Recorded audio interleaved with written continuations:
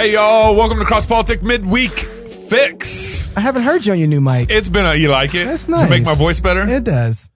Oh, it's good to be with you guys. Hey, we're going to be at G3. What are you wearing? January. Hey.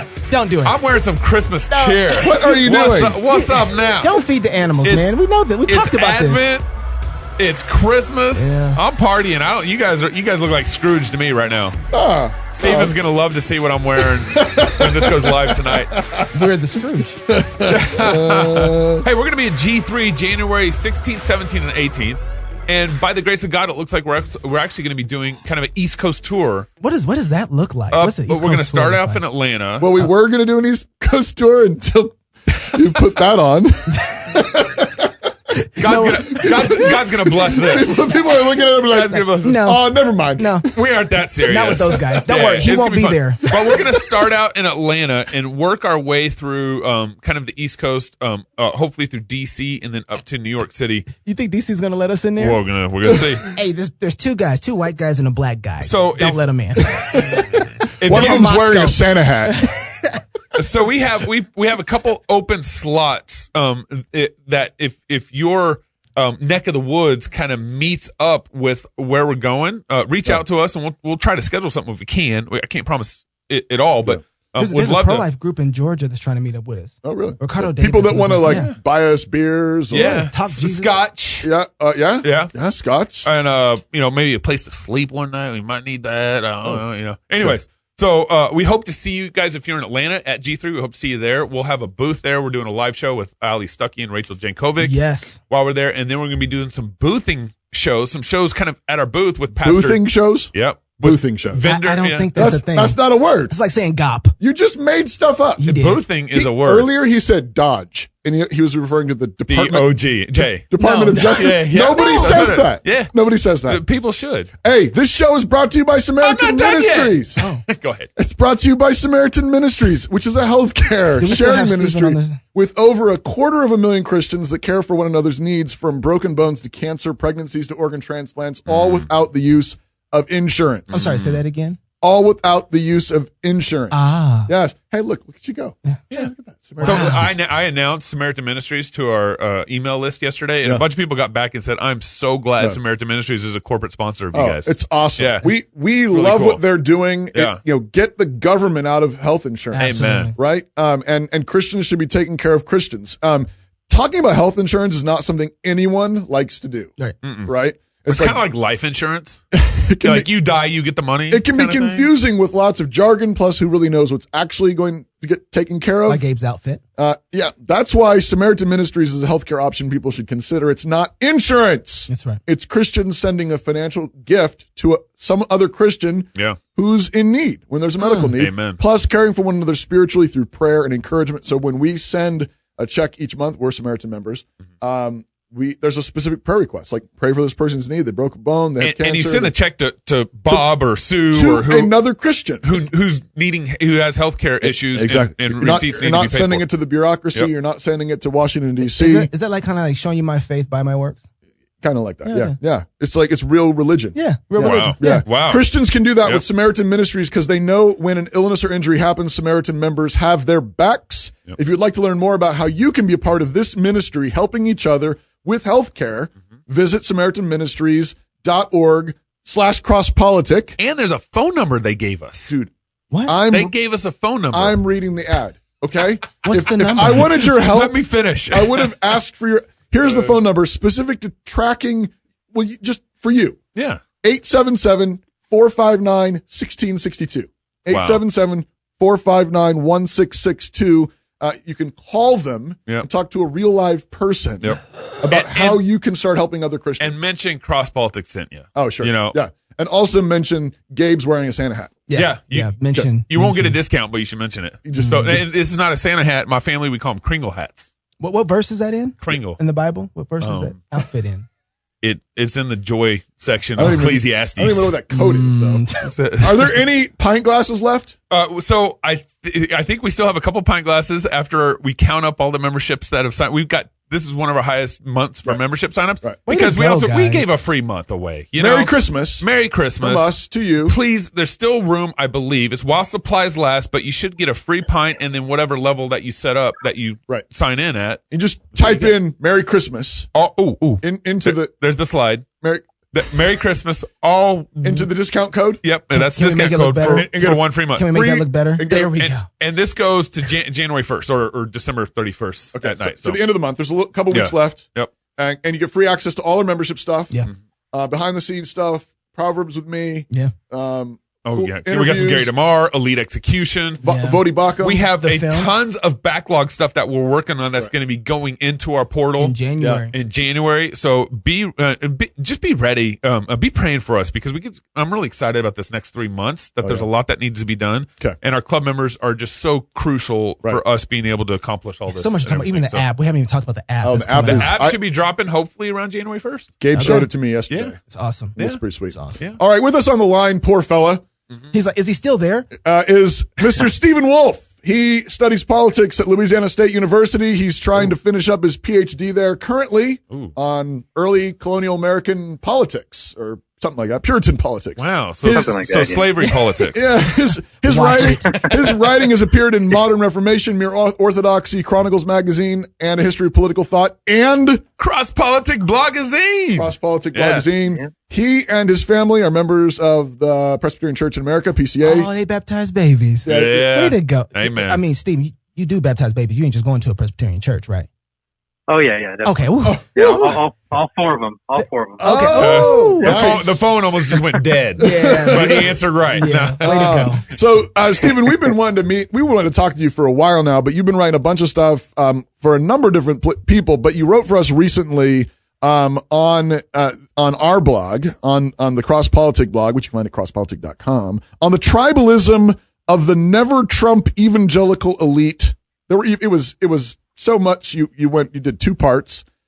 He's puritanical. And those articles went pretty far. Yeah, they were anyways, what are you talking about? What do you mean by the tribalism of the never Trump evangelical elite? Yeah, a lot of qualifiers there. So for that article, I was trying to show that the evangelical elite are basically informed, very similar to the broader elite of society. Right. And that's just in the sense that they are, that they have their own views. They're really kind of tribal in themselves, which is one of the ironies of talking about tribalism in a condemning way, almost in this very self-unaware way. They're very disconnected from the rest of evangelicalism. And they also have a certain elitism that they really aren't, they really don't deserve. And so that's really what I mean by kind of this tribalism that they have. And you could really see that in the article that I was commenting on, which was Paul Miller's ERLC article. Mm-hmm. And that was basically on faith and democracy. And so, yeah. Couldn't the charge also be leveled against the always Trumpers? Like, no matter what Trump does, we're always going to vote for him, no matter the porn stars he gets with or the Thank you for adjusting the third marriage that he's on, his Twitter feed, that kind of thing. No matter what he says or does, we're voting for him. That's tribalism, right? I think there's a certain tribal aspect to that. I think that the difference, though, is many of these never Trump evangelical elite guys, they really want to use moral condemning language for anyone who might vote for Trump, and they even after he's proven to be in a large part on the side of evangelicalism in politics, they still will continually, condemn those who will support him or vote for him. Yeah.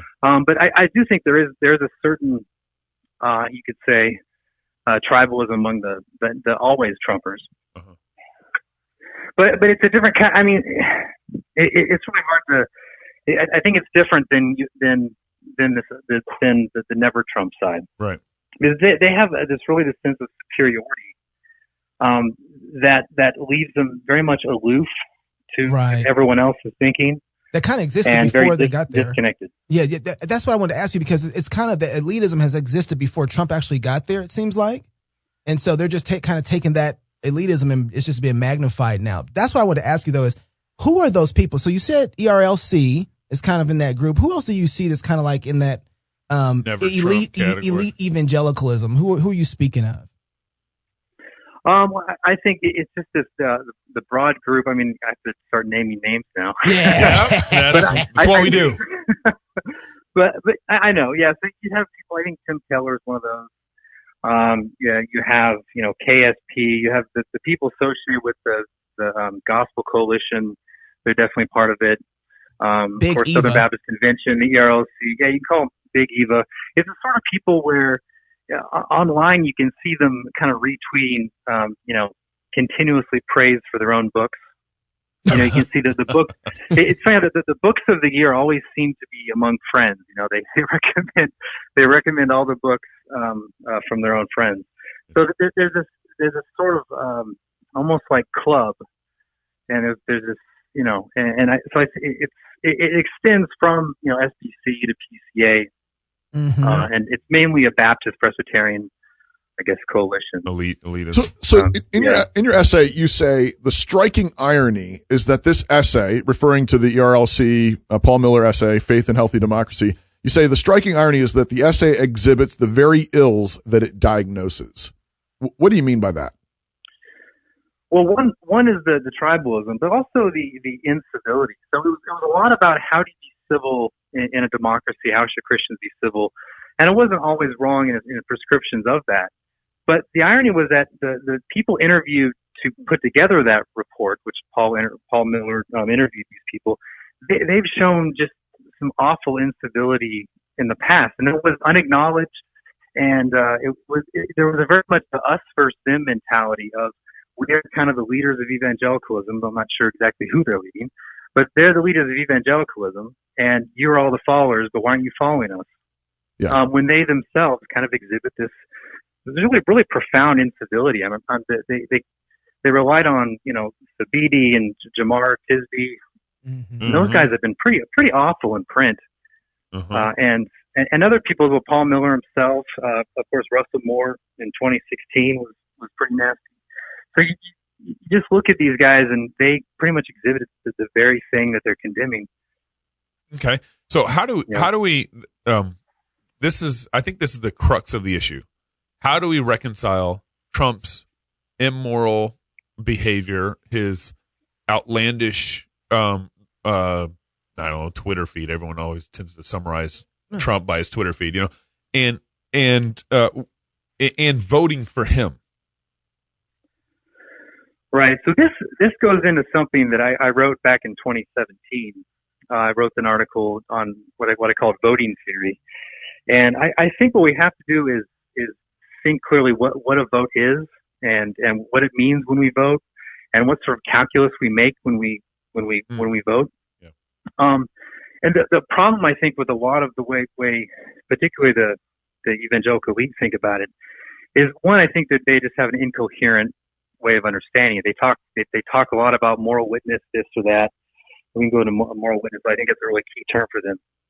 But I think if you think about the morality of voting, you're really voting so that you can have good outcomes within politics. Uh-huh. So of course Trump has all sort of immoralities but the question is, are those features of his character going to then express themselves out into policies that you don't like or that you do like or whatever it is. So you have to kind of gauge what the outcomes are going to be for the people you're voting for. At least that's the way I understand voting, and I can perfectly understand if people would disagree with that. Mm-hmm. My problem is that people almost always refuse to provide a coherent criteria for voting. Mm-hmm. They just talk a lot about moral witness, this and that, but they don't have a clear principle. But they're also fine to vote for Hillary. Right. Yeah, so, your alternative is to vote for Hillary. Yeah, and one of the things that they're trying to do is they're trying to disunify the evangelical voting bloc. Mm-hmm. So if you make it easy to vote for Democrats, then that means you've really just dismantled that voting bloc, which is a very powerful bloc within politics. Mm-hmm. But then once you do that, I think what they're doing is they're following, like the New York Times, Washington Post, and the just general American elite who want to kind of divide and conquer evangelicalism. Mm-hmm. And then these evangelical elites have become kind of an agent in doing that. So you disunify the bloc, and then, well, that means evangelicals now no longer really have any power. It seems like a profound failure of pastoring, to the extent that many of these guys are also Christian leaders or pastors or elders. My biggest problem with a lot of it is that, it breaks sort of up the block and then leaves them basically to the wolves. Yeah, that's right. So you have, you have, it's the mainstream media, like they don't then come in with a positive, like, this is how then you stand strong as a Christian in this landscape. Yeah. It's just, they just mock sort of the Trumpism, mock the red statism, mock the Second Amendmentism or whatever. And then just leave them all sort of abandoned. Yeah. And which I think defaults to voting Democrat. Yeah. I don't know that a lot of them are like, oh, maybe I'll make a conscientious decision to vote for a third party guy. Yeah. Yeah, and they'll say ridiculous things like, I know Jesus wouldn't vote Republican, or he wasn't part of a political party, right? Yeah. Or Christianity is not wedded to a political party and all that. But that's just all kind of silly rhetoric. I mean, in the end, I think most conservative evangelicals vote Republican simply because they agree with the majority of the platform, and they disagree with the majority of the Democratic platform. Right. It doesn't mean you're beholden to it or you're stuck there. I mean, we're in a two-party system, and one party happens to have more of what you like as opposed to the other one. So I don't think when you frame it in terms of beholding and as if it's like the Republican Party is the idol, I think that's just all kind of silly.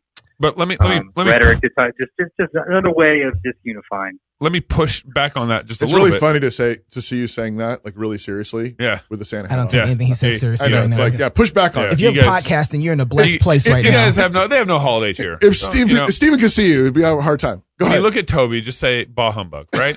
Okay. But and I think I can't remember, is Leviticus or Exodus where I think Moses lays out the qualifications of a leader. Right. Someone who doesn't covet, someone who hates covetousness, doesn't lie. Yeah. And what was the third Exodus one? 18. Exodus 18. Yeah. Doesn't take a bribe. It doesn't take a bribe. That's right. And so those are just like very basic qualifications for a godly leader. Right. But you look at Trump, you look at Obama, you look at Bill Clinton, you look at our leaders, and we're voting contrary to even some of the basic qualifications of what Moses laid out for a leader in Exodus 18. Yeah, but you say the same thing about Trump. That's what he said. That's what I'm saying. I say look at Trump. Right. And you're just saying, though, should Christians even vote for somebody who, at a bare minimum, doesn't even meet the isn't meeting those basic qualifications? That's right. We're going to let Steve answer that one. This is no. I mean, if you look at the Reformed tradition, it's very clear that civil magistrates are supposed to have a certain good moral character. If they don't have good moral character, then therefore, it's usually going to affect the their leadership, body politic, and civil disorder and all that. So yeah, that's definitely that has to be acknowledged. But also that developed in a time where you had people who were princes and kings and had in a sense they were the law, and so you had to have, and there were judges and all sorts of these different powers of government were kind of wrapped up into one or a few people. Nowadays, because you have constitutional, this kind of advanced constitutions, there are ways where the excesses of one branch, like in our government, excess of the executive branch can be checked by the others. Mm-hmm. And in large part, Trump has been checked. Mm-hmm. I know this impeachment thing's ridiculous, but Congress has fought back, the courts have fought back.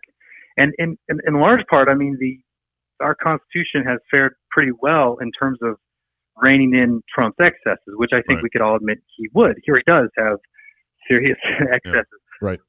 So that's how I would respond to it. That when you're going to vote for someone, and you have two choices, basically. I think that's my view in two-party system. You have two choices. Uh-huh.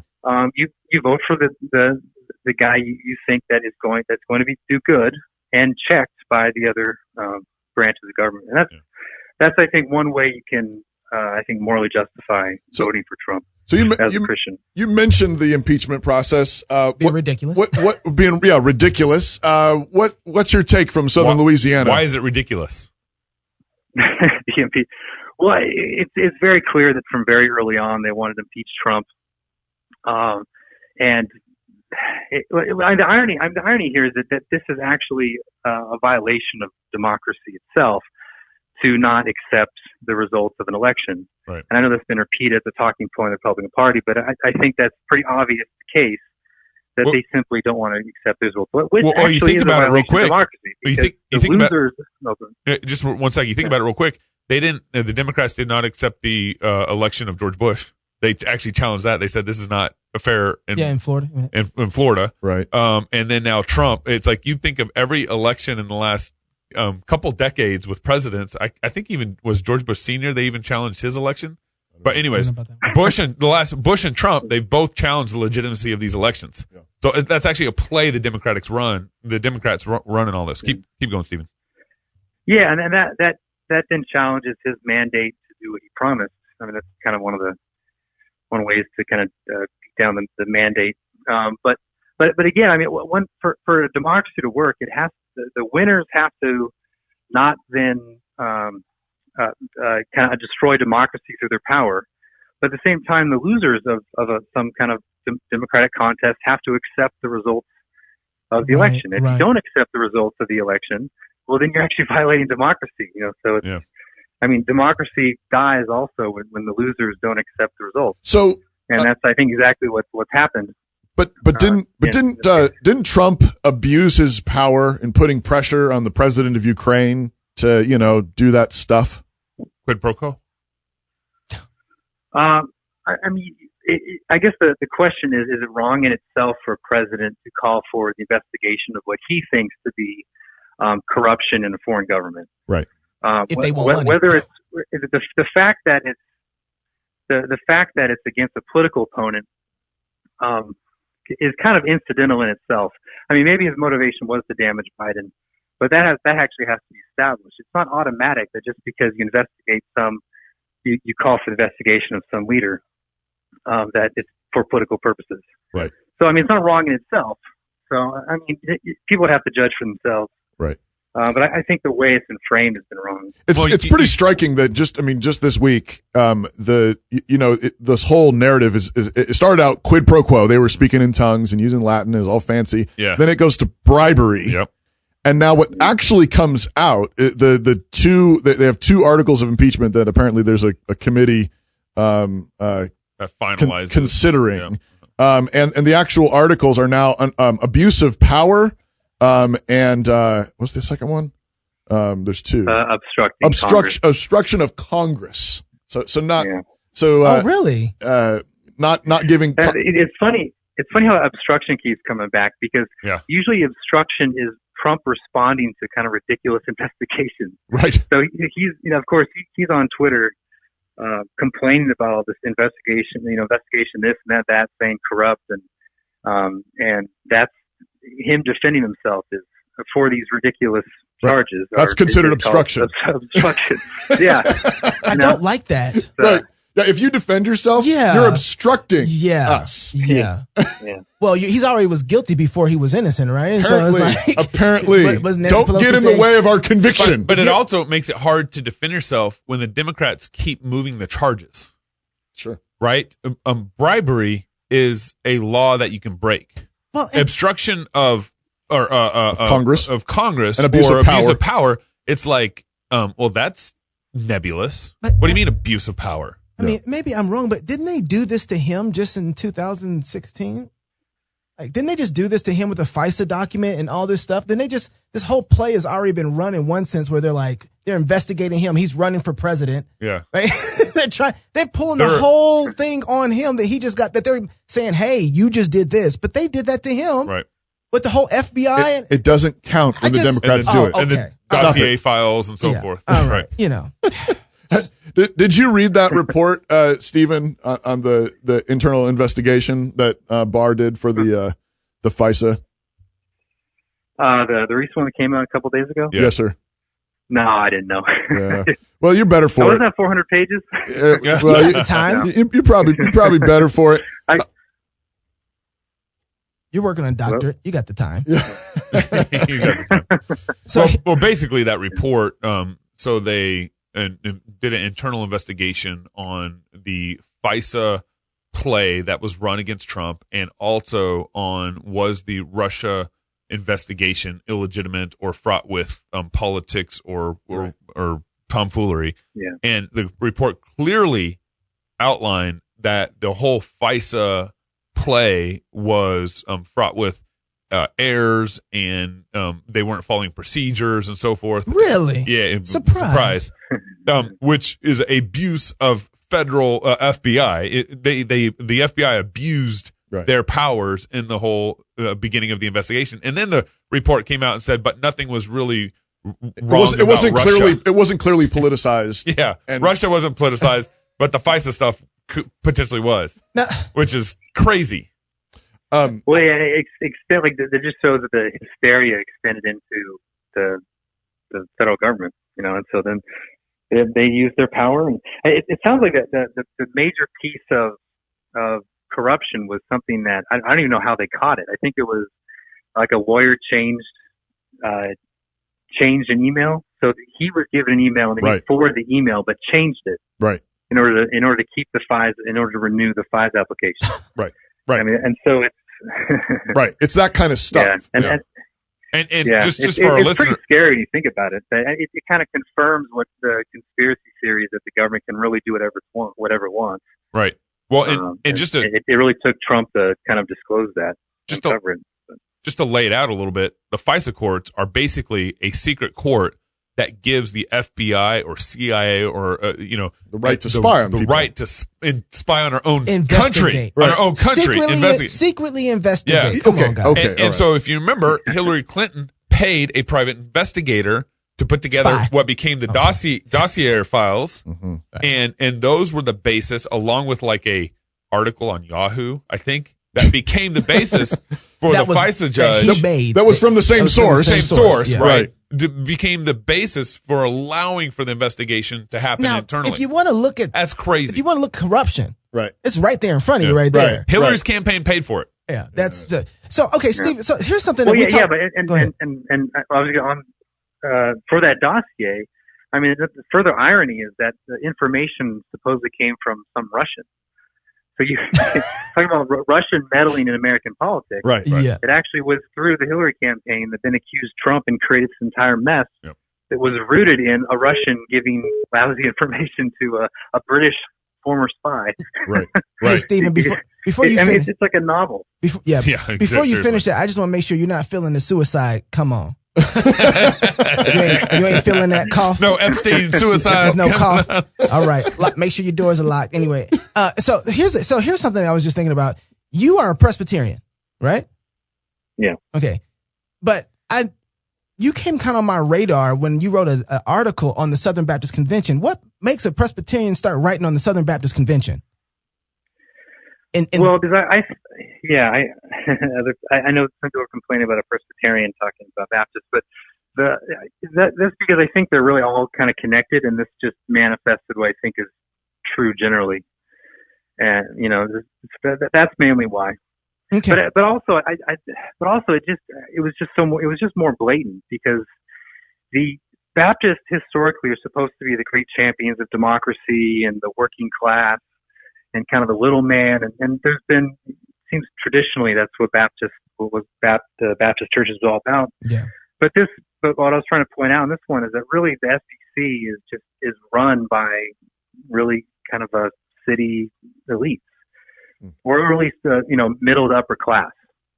So it's trying to kind of bring some class into it, since that really this working class democracy is run by the same sort of people in terms of class and education level as in our American society generally. It's just another the hierarchy of the SBC is just another manifestation of the hierarchy of American society generally. So I thought it was just a good example of that.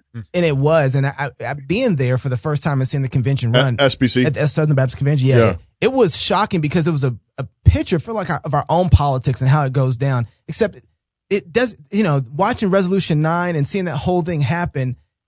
Forget all the parliamentary tricks that were happening in the convention at that point. watching how many people were making the decision on something that they were really ignorant about. I felt that Rand Paul kind of thing where, have you read the bill? Yeah. Do you know what you're talking about that you're voting on? I kind of felt that my gut just kind of went sideways because I was just figuring out how many people were there? I don't know the exact number, but if you look in that room, I think they said something that was supposed to be a huge event, like something close to 9,000 or something like that. Okay. Voting there on the floor, I don't think you can count more than 5,000. If that, on the floor. So there's a wide shot. And how big is the SBC? 15 million people. Wow. So you got 5,000. There's like 35 or 40,000 churches or something like that.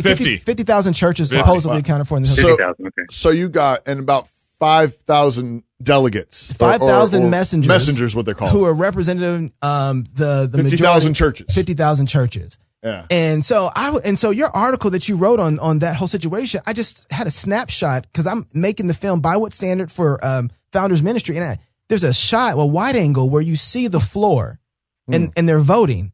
And I just saw, you take that number and you split, just say it's split in, a little more than half, making the decision. So not even 5,000 really. Right. It's, 2,000. It's 3,000 people who have voted on a particular doctrine that isn't good, that's going to flood into the 6 seminaries that are going to teach all the Southern Baptist pastors that are going to create 20 to 30 years of a domino effect. Right.